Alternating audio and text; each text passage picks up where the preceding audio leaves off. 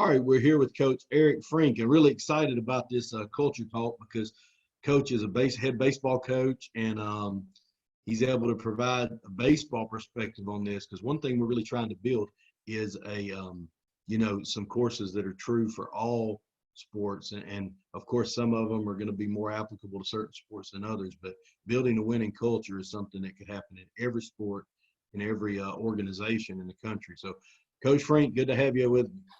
Thanks for having me. I appreciate it. Absolutely. Tell us a little bit about yourself, how you got your start, where you are today, brag on your team a little bit.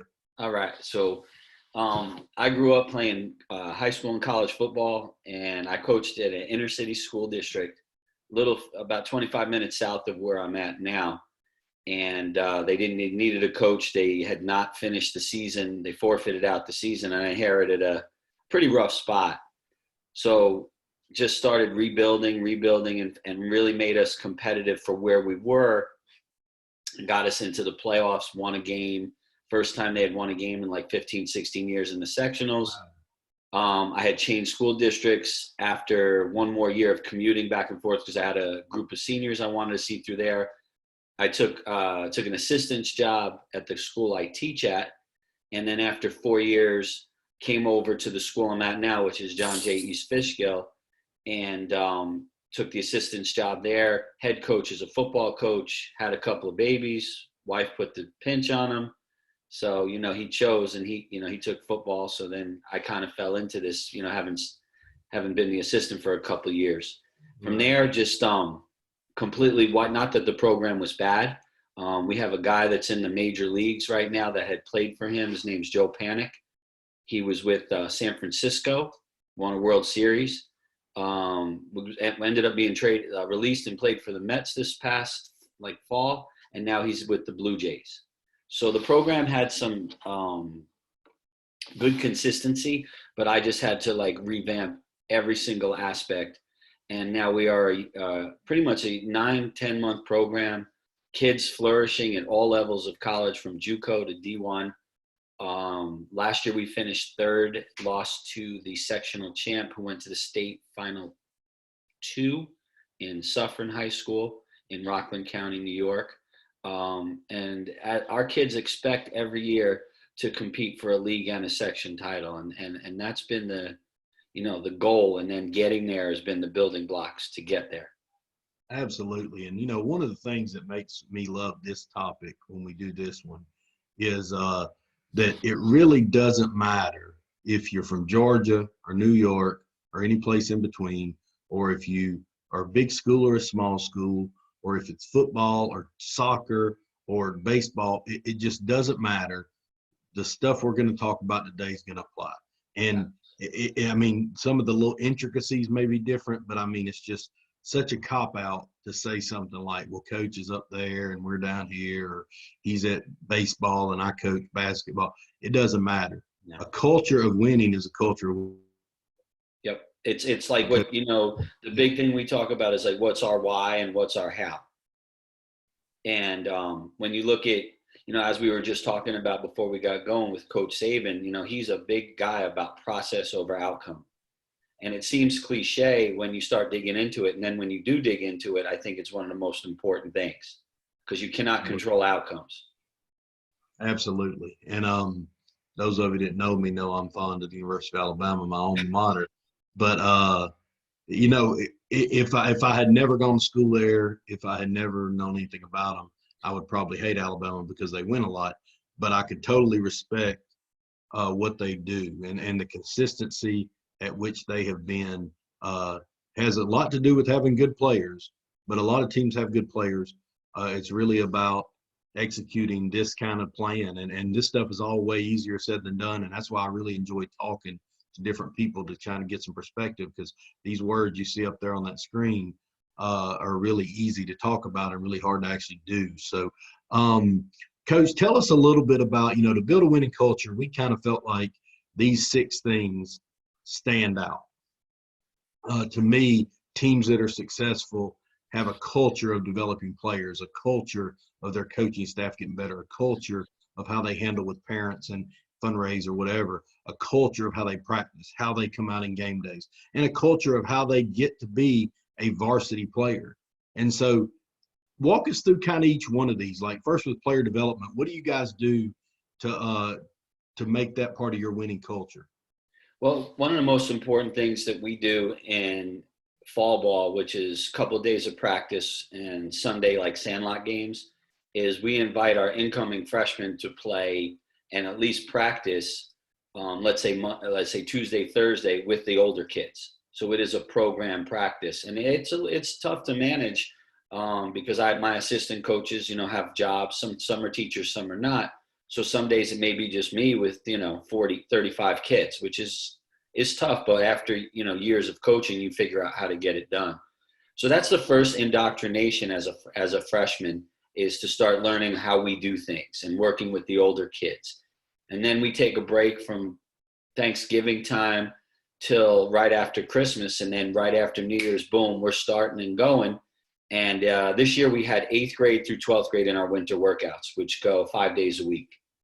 So player development starts not only with the physical movement and the lifts and the conditioning, but also the baseball end of how we do things. The most important thing to me in the January to the snap of the season in March is that no 8th grader or 9th grader is dumped on by an upperclassman. And that is something, like, you want to talk about culture. Before anything I'll talk about, that's the thing I'm most proud of with my program, is that, Awesome. like a senior would be standing at shortstop with an 8th grader and be like, really? Instead, they don't do that, because they were the 9th grader, a few years ago. They were the underclassmen. They were nervous. And you see the older kids high-fiving the 8th and 9th graders who are, pretty much fresh out of Little League, and everyone just gets along. Everyone's pulling the rope together. And sadly, right now we're on hold with our season, but we've had the best off season in my 20-something years of coaching baseball. That's awesome, Coach. And my heart goes out to the kids that, spring season's really been either cut short or all the way lost. And for you guys that work hard all year to be good in the spring, and I couldn't imagine. But I know we're doing the right thing with safety first. Yes, But it absolutely. doesn't.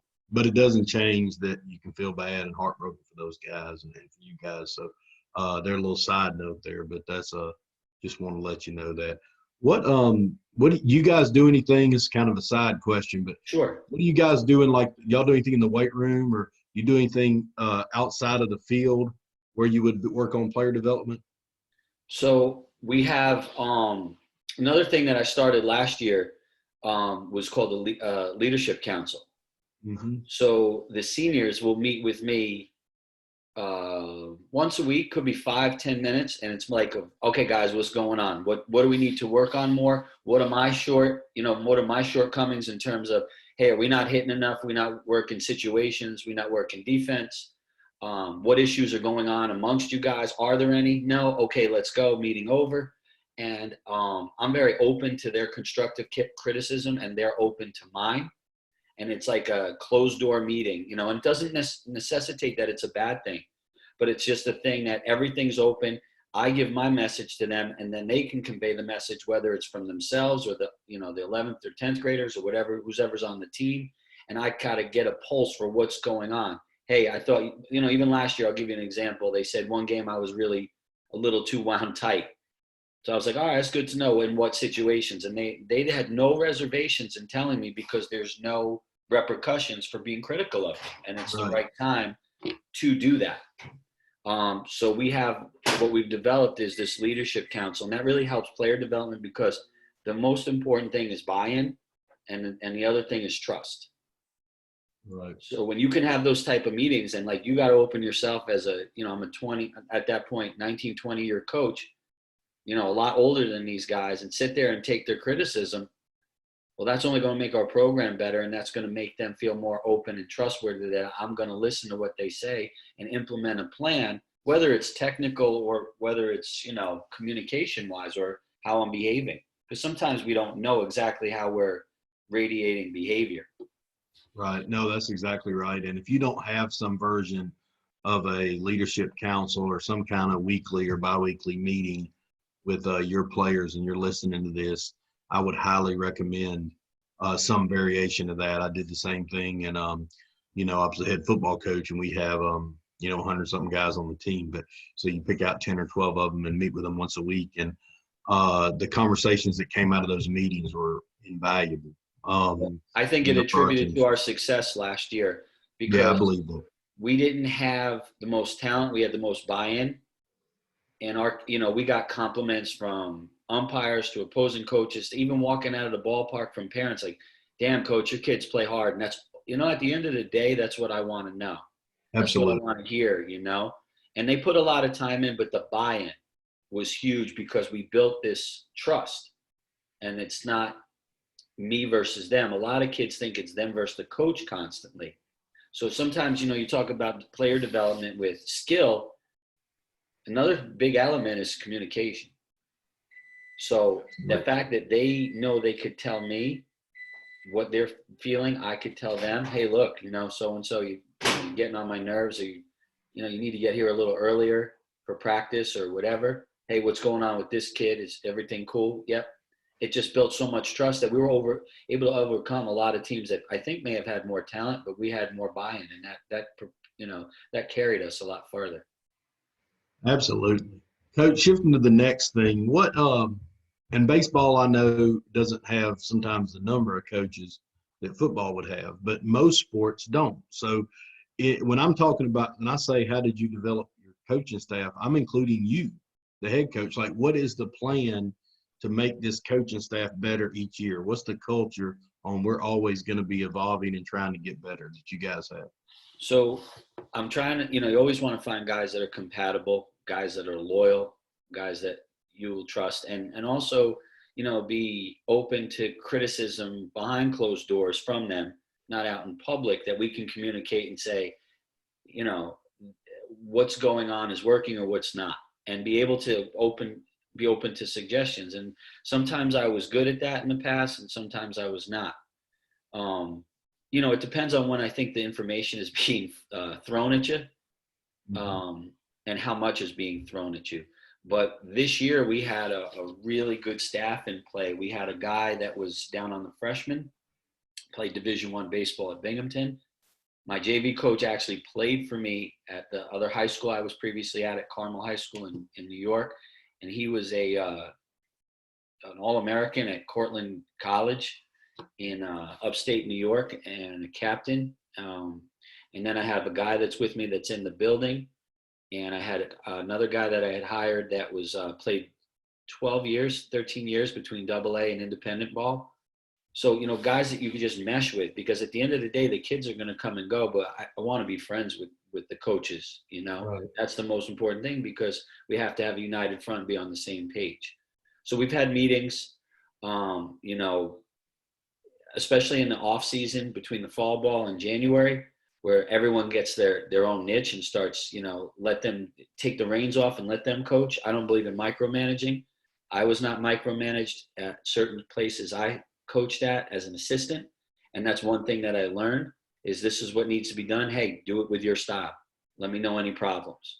There's nothing worse than not letting someone be themselves when they're coaching. And when I was at my best as an assistant, when I fit the practice plan, and then I fit my needs for my specific position, especially when I coached football. Well, I would say, Coach, that's been a part of your success, being able to do all that. What you know, all the successful teams have a culture of handling parent issues, or for good and bad. You know, you need the parents to do things to help the team, and then sometimes you have to, you know, have critical and crucial conversations with them. Um, what what method do you guys use, or what would you suggest for building a good culture with your parents on the team? Well, it's sad because you cannot be friends with parents, because at the end of the day, everything equates to playing time. Every single issue, unless you do something boneheaded, it's all cloaked in playing time. A Right. lot of parents, and especially not in football, but in basketball, soccer, lacrosse, baseball, softball, girls softball, they're paying summer travel fees that are exorbitant, but that doesn't transfer to high school. It's a summer league mentality where, you're paying someone, they should play your kid. I tell the parents that I'm going to communicate with their kids first. And I have a list of things that they can communicate with me, like bullying, academics, college, recruiting, social issue. God forbid there's a death in the family or an illness. But other than that, I said, I don't want you texting me someone's going to be late.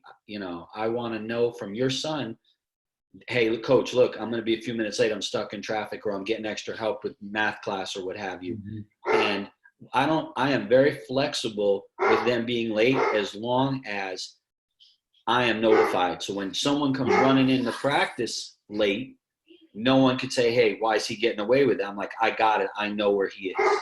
So Just some accountability. Yeah. Accountability. I don't want them saying, even I start weaning them in the fall.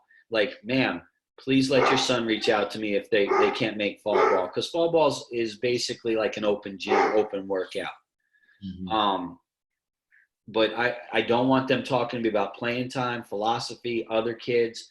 And that's laid out in our first parent meeting. I have zero tolerance. Don't email me about playing. I don't care what someone did in the summer. I don't want to see summer statistics. It's what we're evaluating as a staff each day with our players. And I really, at the end of the day, want our kids to be accountable. Hey, coach, can we talk?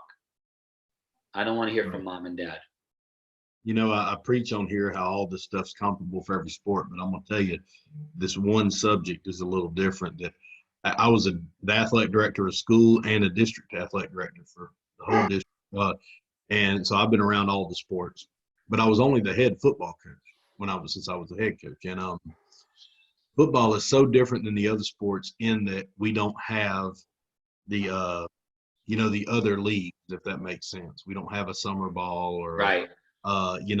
And my sister-in-law is a soccer coach. Ton of friends that are baseball and basketball coaches, and I just know how difficult it is to work with all the different leagues and seasons and opinions. And so I commend you guys for that. That's a whole separate set of challenges of building your culture that football's kind of gotten away with not having to deal with for a while. Now we got our own set of things, 7-on-7 and whatever. Yeah. But it's nothing like what you guys do. Well, because football is so unique that there's no travel teams, Right. thank God. So all you get is, people in the stands going, why did they run when they should have passed? Or why did they pass when they should have run? Why didn't he go for it on fourth down? Why did they punt? And that's the beauty of the sports. Everything's second guessed. And we're not any different than Pete Carroll or, we just get paid a lot less. A lot less. So, you just try to build a line. It's sad you have to put a wall between you and the parents because you do want to build relationships, but at the end of the day, it's about being with the kids and your relationships that last a lifetime with the boys when they go into manhood and college and life.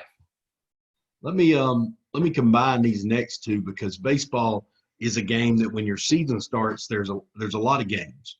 You're not playing once a week. You're playing multiple times a week. Sure. And so I know your practice and game schedule can probably be an equal number of dates in some cases. So what format or what culture would you bring to your practices? And then what culture would you guys bring to a game day? What makes your teams unique in those aspects? So as I'm getting on with coaching years, practice format has to be competitive. There has to be some type of competitive aspect. I don't think it could be every single drill, but at some point they have to compete and they have to compete at a high level. Skill development, obviously care and prevention of injury, stretching, warm-ups and that. And then basically an assessment of needs that has to go on as your season drags on. You have to be careful too, because if you play 3-4 games a week, you can't run the gas the other 2 days and run them into the ground. We don't believe in overextending our pitchers. Our pitching coach last year had done a wonderful job managing them and saying, look, you got X amount of pitches, pedal to the metal and get as far as you can get with those pitches, be economical. And they did, and he did a great job with it. You get rainouts, or you get, you get backed up, you may be playing, 3, 4, 5 days in a week, and that's a lot on pros, I assume. But you have a minor league you can pluck from. But in high school, you got to roll with who you got. That's right. So the other thing that kind of compiles into game day culture is we preach two big things: hard 90, which is out of the box, first 90 feet, max effort. It doesn't mean, you are Deion Sanders and you're flying. You're just flying to the best of your capacity. You want to put pressure on the other team. Last year's group was phenomenal with it. They made more forced infield errors than I've seen in my career. And that equated to a lot more success. And from the slowest kid to the fastest kid, they all came out of the box 100 miles an hour. And the other thing that we do with game day culture too is limit the free 90s. Try to limit the walks, the hit by pitches, the errors, the extra bases. And it's something that's preached from fall, winter and January right through the season. If my kids give me all they have, I have no issue. And it's different. In baseball, a pitcher can just shut you down and that's it. And to me, having played football and baseball, the hardest thing to do is square that ball up. Right. So kids dominating on the hill, you tip your hat, but as long as we don't lay down and as long as we don't have these mental mistakes, I don't have, it's not a losing mentality. It's more, max effort. Right. Well, and worrying about things you can control, which is the universal thing Right. in all sports. Because in baseball in particular, there's a lot of failure. You're going to be out way more than you're going to be on base. You're going to be, people are going to make mistakes. Situations come up that are so unique that you probably didn't have time to practice them often. There's just things every sport's unique in that way, but I think handling success and handling adversity is probably something that you guys have to handle at least as much as any other sport, maybe more. I had an assistant coach, was an older gentleman, and I think it came from Lou Holtz. He said, "You're never as bad as you think you are, and you're never as good as you think you are. You got to be somewhere in the middle and stay level." There's things you have to teach these kids short-term memory, because you can go 0 for 3 and look like garbage, and that last at bat, you could become a hero.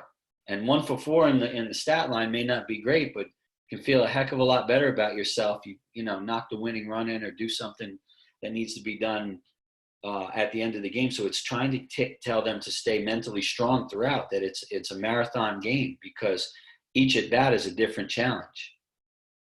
I got a question kind of off script here, Coach. Sure. It is unique in baseball because I think that nowadays kids have less confidence they've ever had, but they have more access and things like that. That's some of our other talks. We do things like that.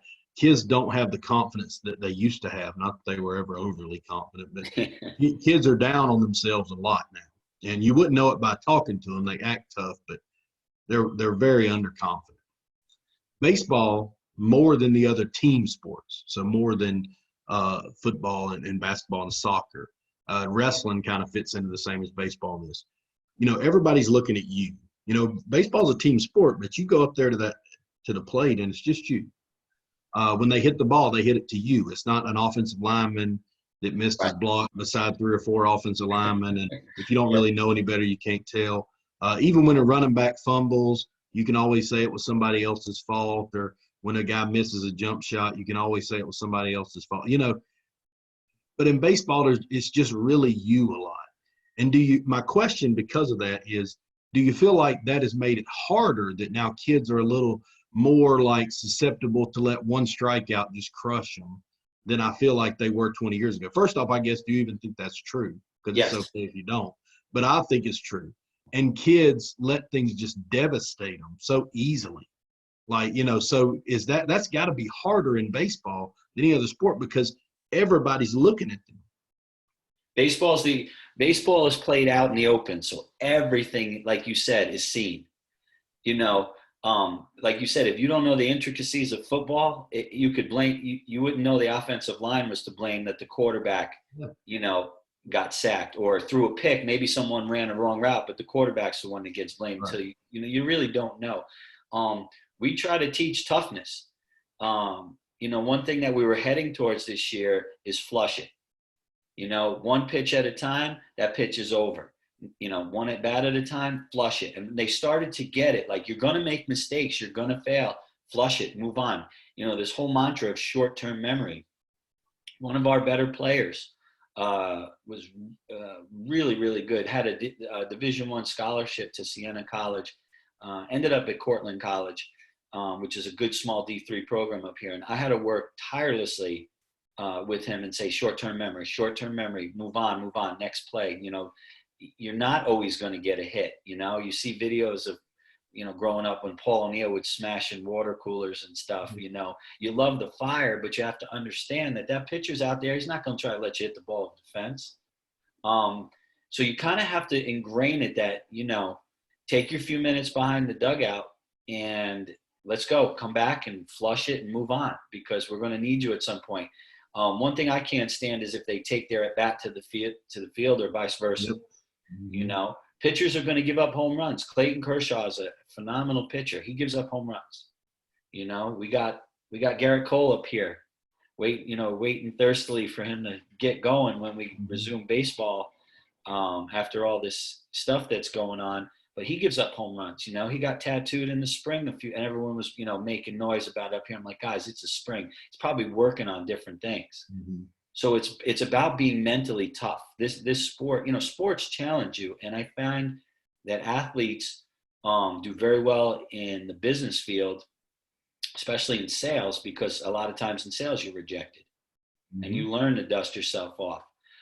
So yes, kids, it's a lot different now because everything is filmed. So, and things can be displayed on social media, whether it's a good at bat or a bad at bat or, things of that nature. But it is definitely tough, especially if you end a game on a strikeout or you don't get a hit. Mm-hmm. And it's not always the last play that loses a game or wins a game. You look at Bill Buckner mm-hmm. in the '86 World Series, he got destroyed. And yes, that's a terrible play he should have made. But how many people talk about the wild pitch that tied the game right before that? Bob Stanley threw a wild pitch, but it's talked about, but not as much as that last play. Everybody knows that. Everyone knows Scott Norwood missed a relatively doable field goal in the Super Bowl. It's that is that part of it, I think, is just ever evolving. Like, if you really want to make your team better, winning culture, all these different things we talk about, if you can ever find a way to instill some confidence in your kids, and we do that through all these different things we're talking about, but it really comes down to that relationship you have with that kid and your ability to teach that kid some confidence. And that is universal. That's true for tennis, golf, anything. But I just think in baseball, that's really got to be something you guys, if you can ever bottle it up, you'd have a huge advantage. Yeah. But it's something you have to deal with on a daily basis. Well, that's what separates the good ones from the great ones, the ones that go on, I don't care what level, if it's JUCO through Division I to the pros. Besides the skill level, the last tool is up between the ears. If you can handle and adjust. My JV coach says, good hitters adjust at bat to at bat. Great hitters adjust pitch to pitch. Right. So it's just understanding, like, that guy is not going to make it easy. And just like, hey, come on, let's go. Get yourself, hustle out onto the field, move on, next at bat, let's go, next guy, And some days, it's great where you may go 0 for 3. The guy behind you may go, 4 for 4 and may pick you up. You're right. It's a one-on-one battle, but it's still a team sport. Absolutely. I love baseball. I always enjoy playing. I never coached it, just for whatever reason. It just never materialized. Football in Georgia, Georgia football, there was a lot of football 365 days a year. Well, you got a lot of good ball players that came out of East Cobb, Yeah. Mm-hmm. Yeah, they've got a great program down there. I've worked with a ton of great baseball coaches, baseball players, and being an athletic director, I got to see it more because, I got away from the football side a little bit and got to go to the practices and games and stuff. And it's a great sport. And let me ask you a couple more questions, Coach. We'll get you out of here. Okay. We thought in kind of creating this framework for what we're doing with this building a winning culture, these 6 things that are on the screen now, we thought were the traits that we saw over and over from teams that were winning, teams that are successful, that they had team leaders, they had strong assistants, they had strong sub-varsity teams, meaning, and I don't even mean winning always with that, but they had a system in place there. The people on the team had a sense of urgency. I mean, there was a drive in them, and maybe to some degree that fits into the confidence, strong community support, and then some version of player awards and rewards, because I think that is something nowadays that you're just kind of dealing with, helping with that confidence factor. Which of those things, or how many, or more than one of them if you want, is something that stands out as something you guys do well, and maybe something you don't do well, or anything else you want to add to that? You know, what's interesting is the hardest thing is to draw today as leaders is to get them to self-police. We have a lot of great kids. I really don't. I didn't anticipate any, headaches or problems this year with the group I had, and that's cultural too. That's been passed down. But to get them to speak and step up, I find like, who wants to hear the coach's voices all the time? So it's trying to figure out how to foster leadership skills, so that they can self-police. So it's like, come on, it's not for me going like, come on, guys, let's get going here. One of the guys fired up, constructively barking, or maybe a little bit getting on people, which isn't the worst thing. But kids shy away from that these day and age. Where when I had played college football, and I definitely angered some of my teammates, but it was more out of drive, not trying to be cruel to them or anything. It's like, come on, man, we're all working here. Let's work harder, whether it's in the games or not. So that's something that I feel I need to foster a little better. I try to bring that out with the leadership council that I had talked about, and we hadn't really gotten going on it yet. So I was hoping that would draw kids out to say, I'm going to take more accountability. Coach, we got this. That when I hear that, that makes me thrilled, is that I don't have to say anything. Coach, I got it. Right. A senior or a junior or whoever. I'm like, sophomores, you can speak up too, and that's a little difficult when you're an underclassman, but that's one thing that I feel takes a little bit of time, and we probably would have been there by now. The rest of the factors, our community support here for baseball is through the roof, incredible. From our booster club, our youth Cal Ripken travel teams, they changed their whole uniforms to be the Patriots, which is us, and they took our colors. So now there's Columbia blue all throughout our community. That's awesome. We do coaches clinics. I'll go in and do best practices with them. We do an adopt a team with our guys. The 2 guys, 3 guys will go to each travel team in our town and go to a couple practices and work with the youth for community service. But it's also give backs. They help us with fundraising.